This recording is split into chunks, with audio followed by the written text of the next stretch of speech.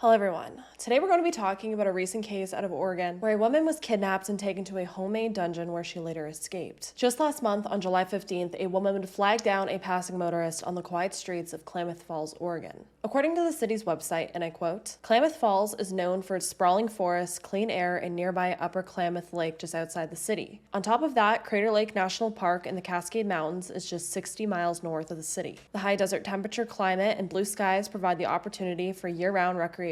End quote. But the quiet suburban setting would be shattered when that frantic woman stopped the driver, begging for them to call 911, claiming to have just been kidnapped. And this woman had a story to tell. When authorities would arrive, she would tell them that she had been kidnapped from 7.5 hours away in Seattle, Washington, by a man impersonating a police officer. It would turn out that this woman was a sex worker who had been approached by a man in the early hours of that day. He pointed a taser at her, flashed his badge, and told her that he was an undercover officer and that she was under arrest. He then proceeded to handcuff her wrists and ankles and put her in the back seat of his vehicle. They then embarked on a 450-mile drive across 2 states to Klamath Falls, Oregon. Her worst fears realized when this wasn't a quick drive to the local police station and the hours began to tick by. During this long drive, the woman claims that the man made multiple stops, and during these stops, he would SA her and assault her. When they'd finally arrived to their destination, it was an average single-family home with a mowed lawn and an RV in the driveway. The woman was then taken inside of the garage, where she was then forced inside of a makeshift cinder block cell, which the news is calling a dungeon. It had 4 walls constructed of cinder blocks, drywall, a black metal door, and a white wooden door. Once she was placed inside, she slept for a brief while, most likely very exhausted after what just happened to her. But when she woke up, she realized that she was most likely going to die if she didn't attempt to escape. She began to repeatedly punch at the metal door, to the point where her knuckles were cut and bloody. She would eventually peel down the metal screen to the point where there was a small opening that she was able to squeeze through. She then tried the door of the man's vehicle, which was inside the garage as well, and to her relief, the door was unlocked. And when she went inside the vehicle, she found a gun. Taking this gun as a weapon, she then escaped the garage, jumping over a wooden fence, and then she flagged down the passing motorist. And this woman is an absolute survivor. A lot of people, if they were in this situation, I think they most likely wouldn't have tried to escape for the fear that you don't know what's on the other side of that door. He could be sitting on the other side of that door, and you banging on it trying to escape is going to anger him more and cause him to hurt you even more or even kill you. But for the fact that she did everything possible to escape, and she was extremely lucky that he was not there to catch her, it takes a lot of courage. And when she found help and the police did arrive, she was able to take them to this very unassuming home on this block and show them the home that she had just escaped from. But when they attempted to make contact with the owners, they were not home. And once they obtained a search warrant and began looking inside of the home, this case became even scarier and even darker. Inside, they would find the cell just as the woman had described, but they would also find 2 handwritten notes. The first one read, and I quote, "Operation Takeover. Leave phone at home. Make sure they don't have a bunch of people in their life. You don't want any type of investigation." End quote. Which is actually pretty funny to me that he would write this down, but then he ended up taking his phone to use as a GPS so that he could travel 7.5 hours back home from where he went to kidnap this woman. Thankfully, he is not as smart as he thinks he is. Now, the second note was a sketch of an underground cell, reading, and I quote, "Dig a hole straight down 100 feet, end quote. There's then notes of construction materials such as cinder blocks, insulation, waterproofing. It's downright scary to think that this man was not only kidnapping women, but he had plans. He had planned to do this. He had plans to dig a cell that was 100 feet under the ground. It's terrifying. And thankfully, it wouldn't take long for police to locate the man responsible for all of these horrific acts. And this man would turn out to be none other than 29-year-old Negasi Zuberi. And he would be located 4 hours away in Reno, Nevada. It would turn out that after securing the woman inside of that cell, he ended up deciding he was going to go drive somewhere to look at a home, as far as I've seen. That's what he told his wife, because this man had a wife and 2 children that were living inside of that home that he had the woman held captive. He eventually would tell his wife and his 2 children to meet him over in Reno, Nevada, which they would end up doing. And from there, they would all end up 250 miles away in Nevada. Police were able to trace his phone to the area of a South Reno Walmart on July 16th, where 2 Nevada State Police troopers would end up approaching his vehicle. They would end up finding Negasi sitting inside of his vehicle, holding one of his children, and his wife was standing outside the vehicle talking to him. But when police would end up approaching Negasi, it would turn into a 45-minute standoff where Negasi was holding his child. He grabbed a knife, he threatened to hurt himself, and then he began to cut at himself. Now, police were able to eventually arrest him, and they ended up charging him at the moment with interstate kidnapping and transportation of an individual across state lines with the intent to engage in criminal sexual activity. But who is this man Who is Negasi Zuberi? Well, it's a good thing that Negasi was caught because this man turns out to be extremely violent, sadistic, and extremely scary. Negasi actually liked to go by multiple aliases, such as Sakima Zuberi, Justin Haich, and Justin Kuasi. Negasi is also said to have resided in over 10 states since 2016 alone, including California, Washington, Oregon, Colorado, Utah, Florida, New York, New Jersey, Alabama, and Nevada. That's a lot.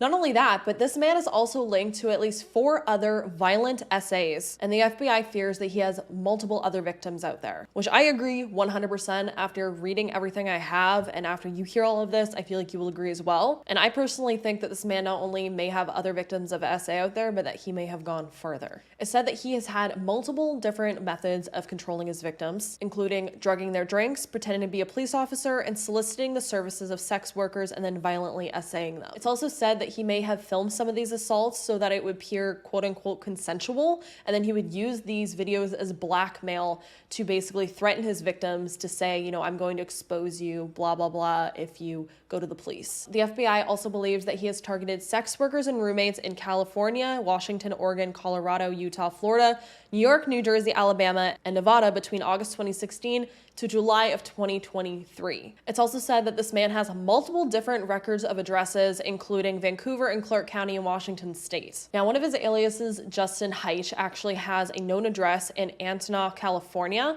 Justin Haich also has 4 different criminal instances on file, including possession of a firearm in public in Illinois and driving in excess of 100 miles an hour in California. He also has civil court judgments listed against him in courts from the states of New York, California, Illinois, and Alabama. On top of all of that, if this couldn't get any worse, Justin Haich, aka Negasi, also has been convicted of unlawful essay of a minor, as well as forcible copulation with a minor. According to arrest records in a 2016 case, he allegedly victimized a Newark high school student. The 16-year-old girl told police that she met Justin at a McDonald's restaurant in Oakland and they had sexual relations. The girl ended up telling one of her summer school camp counselors that she was fearful that she may be pregnant, and her mother called the police. Justin, aka Negasi, ended up being arrested by Newark police officers for felony unlawful sexual intercourse with a minor. But here's the thing. He ended up pleading no contest in 2017 and ended up being sentenced to only 60 days in the Alameda County Jail. 60 days. On top of that, he has, as I said, multiple cases of essay of a minor, which he has pleaded no contest in 2 of those cases, which apparently means that he would no longer face the requirements to register as a sex offender, which is apparently a stipulation of the original charges in this case. So if he just pled no contest, he wouldn't be put on the sex offender registry. That is absolutely ridiculous in my opinion. This man could have been on a registry, but because he pled the way he did, which he obviously knew if he pled that way, he wouldn't be put on the registry, so he did. That is sick, and that is so twisted that it's even an option. Considering for years, this man has been getting arrested under multiple different aliases, not only for essaying adults, but for essaying minors. It's wild, and it seems like the system has really failed everyone here, that this man was let out repeatedly, and his charges were not suitable in my opinion. On top of that, in 2021, his probation ended up being revoked, and a warrant for his arrest was put out after he failed to report to his probation officer.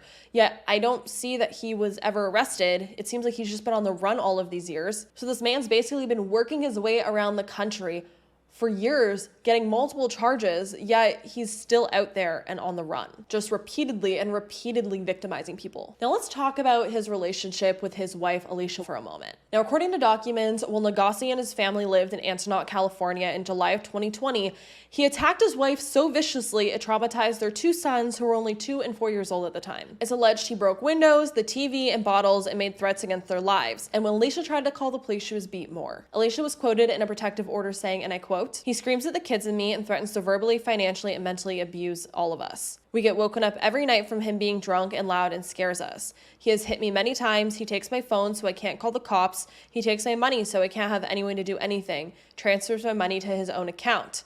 He has caused me to be stressed and my kids scared every day." End quote. Now, a temporary restraining order would be granted. However, the order would be dismissed and taken off the docket for the court calendar. So I don't know if she dropped the charges because, as we will see in a moment, I'm going to be talking about her stand on everything that's happening right now, and it's not good considering everything. But there seems to be a cycle of abuse happening here, and it's, in my opinion, I feel like Alicia was being abused.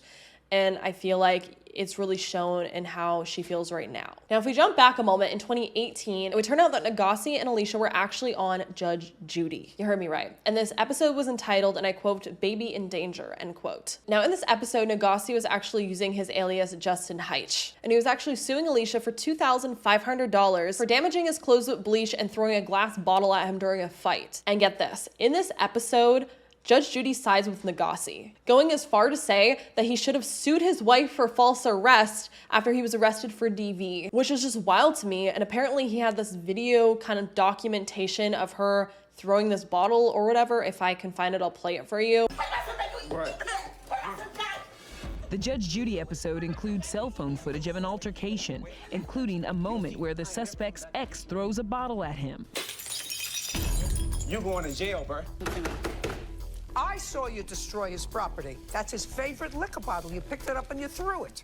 But the big reason the clip is getting so much attention? You were arrested for what? I guess for being attacked, but... No, you weren't arrested for being attacked. Well, Judge Judy actually ruled in favor of the cinderblock suspect, granting him $2,500 after he accused his wife of damaging his suits with bleach after an alleged domestic dispute. But the fact that there was literally a restraining order that she placed on him for being so abusive and violent, and then they go on Judge Judy and he flips it around, that's very concerning. And I really wonder how she's feeling now considering everything that is coming out. Now, considering all of the shit that Negasi's done to his wife and his children, who apparently is now his ex-partner, but it still seems like she's with him, so I don't understand that. Because it turns out she's still living in that same home that that woman was held captive in, and she's actually standing behind Negasi and standing up for him. I'm basically saying that all of this is a big misunderstanding and that's not the man she married. So I'm gonna play a clip of her being interviewed by a reporter right now. Ex-partner says she didn't hear or see anything that night, and that Zuberi told her he was going to Seattle to look at potential rental properties.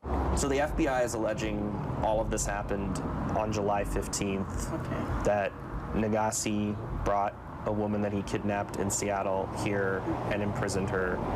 What did you see that day? Honestly, I went to bed like on Friday night. I was watching TV. I fell asleep on the couch, and then I woke up. I went, to the room, and I fell asleep. And then I noticed that he came home, and then he came to the room, and then I was kind of surprised. I was like, "Oh, you're back already?"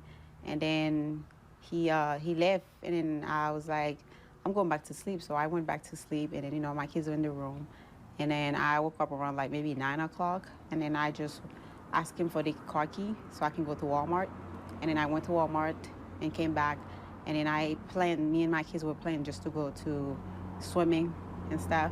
So we didn't get to do that because after everything was going on, he told me he was gonna go to Alabama and then wait until everything settled down to see what's going on. After they met up, the FBI found the couple outside a Walmart in Reno and arrested Zuberi following a long standoff where agents say he cut himself severely while holding one of his children on his lap and tried to destroy his phone. This cinder block structure in the wall, or in the garage. Yes, it's a room. It's not a cinder block. It's a room. They keep saying it's a cinder block. It's a room. He's just trying to expand. So you're saying he's building out a room. The FBI Yes. is saying it was a makeshift prison cell. That's a lie.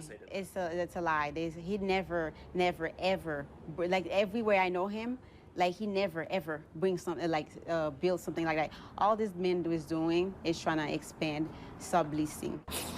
He helped my kids. He helped me when I need help. He even helped me apply for school. He helped me apply for FAFSA. He helped me get to my feet. Even we didn't get along, but he always helping me. It is sad that he's been accused because that's not who he is. That's not who I had kids with. This is not what the guy that they portray him to be. This is not his legacy. This man have dreams. Honestly, in my opinion, it's shocking to hear her defending him, considering all of the allegations she's made against him in the past. And I honestly feel like she may just be in shock. She doesn't want to believe that the man that she spent all of this time with, all of these years with, that she's had children with, would be a monster. But honestly, it's looking like he is. It really looks like this man is guilty of all of these accusations. And in my opinion, knowing what he was doing to other women allegedly, I can believe that the restraining order she got against him was true and that she was actually scared for her life. Now, It's weird to me that Judge Judy then would side with him, and then after all of the stuff's coming out, she would still be siding, like Alicia would still be siding with Negasi, considering he was literally financially, emotionally, and physically abusing her, according to her own words. But I'm really wondering if this may be a form of Stockholm syndrome. She seems to really want to believe that he is a good man. She's making these excuses for him, saying that he's done so much for her when she needed help. No one else would help her, and he's the only one that would help her. He was abusing her in front of her children. He literally was cutting himself in front of the police while holding their child. This isn't a good man. So in my opinion, if she isn't involved, I really do hope she can understand that she's worth a lot more than being with someone like that. There are so many people out there who will actually love her and take care of her and not treat her in that way, and that she deserves to have a life away from this man, and I hope she can get as far away from him as she can and raise her children in happiness. But that's not what she's saying at the moment. She's standing behind him. But it turns out that it's not just his wife and children that Negasi had issues with. His neighbors also had a lot to say about him. One neighbor, who is being referred to as Danny, recalled seeing one young woman shivering and crying outside of Negasi's home in December of 2022 after she apparently had a blowout argument with him. Another woman ended up telling police that she had answered a Craigslist ad posted by Negasi in December of 2022 as well, and she ended up staying at Negasi's residence for 4 days before she started to feel like he was going to harm her. It would turn out that Negasi would rent these homes and then pretend to own these homes and then rent out different rooms to like other strangers so that he could make money off of renting out the rooms. It's also apparently said that he would breed pit bulls to make money, and there was even times when Negasi would get into fights with Danny, and Danny ended up getting one of these interactions on camera. He did make some threats towards me that he was gonna stab me or kill me if he catches me outside somewhere. Get off my property! Get off my property! Bratskov says this cell phone video he shot is proof of Zuberi's bizarre behavior. That night that he was yelling at me, he literally looked like a killer. Literally, his eyes were just, it was actually scary. I stayed away because I knew he was a hothead. This woman did not want to share her name, but she also lived near Zuberi. She wasn't aware of what he did for a living, only that he made some cash by breeding and selling pit bulls, about 10 of them, and subleasing space in his house. Like, he was subleasing every single space that you could possibly, like literally the living room, I think they had like a little open area when you come up the stairs, kind of like a loft area. He was subleasing that. There were beds there. Like, it was weird. There was a lot of different people. Now, once Negasi was evicted from this home, Danny ended up going through the home with the owner, and they were shocked by the condition of it. He said, and I quote, "There was garbage piled up inside the garage, and on the inside of the house was blood on the walls. There was a lot of weird stuff in there that he had left, like heavy chains on the bed. It smelled horrible." End quote. Like, what the hell? I have so many questions about this. Why was there blood on the walls? Why were there chains on the beds? What the hell was happening in these homes that Negasi was living in? And how did his wife have no clue about any of it? It also turned out that in a strange turn of events, the home that Negasi had brought that last woman to that had escaped was owned by the mayor of the town, who was shocked to find out that this was the person she had rented her home to. A man that was kidnapping women and holding them captive in his garage. And at this point, I feel like these are just a handful of stories, and that more and more stories are coming out as the days pass. More and more information keeps coming out about this man that just does not look good. And that brings us to the idea that Negasi most likely has more victims out there. And the FBI is also backing up this theory. The fact that landlords are finding blood on the walls and chains on beds, and neighbors would see women outside of the homes crying, is giving seriously bad vibes. In my opinion, this man is extremely dangerous. And it's a miracle that that woman escaped that cell and was able to get help, and Negasi was able to get arrested for doing this, because I think he would have continued to do this over and over again, and there could be a lot more victims in the future if he hadn't been caught. In my opinion, he may have killed her, or he may have kept her like Ariel Castro did to his victims. Honestly, the possibilities are endless with this guy, because I don't see another reason that he would be keeping a woman chained up in a cell in a dungeon inside of his garage for any good reasons. And honestly, at this point, I would not be surprised if it would come out that he's murdered before. This case just keeps getting crazier and crazier. And I feel like a lot more information is going to come out in the next few weeks even, which I will keep you all updated if more does come out. Now, the FBI is currently seeking information on Negasi Zuberi and is asking any victims to come forward with information. On their website, they have a questionnaire and contact information that I will have linked down below. And they want anyone to come forward if either they were a victim of him or they know someone who was a victim of them. There's also resources on the website for anyone dealing with SA, DV, and so forth. So if you have any information, I urge you to please go forward. Please let the FBI know, because this man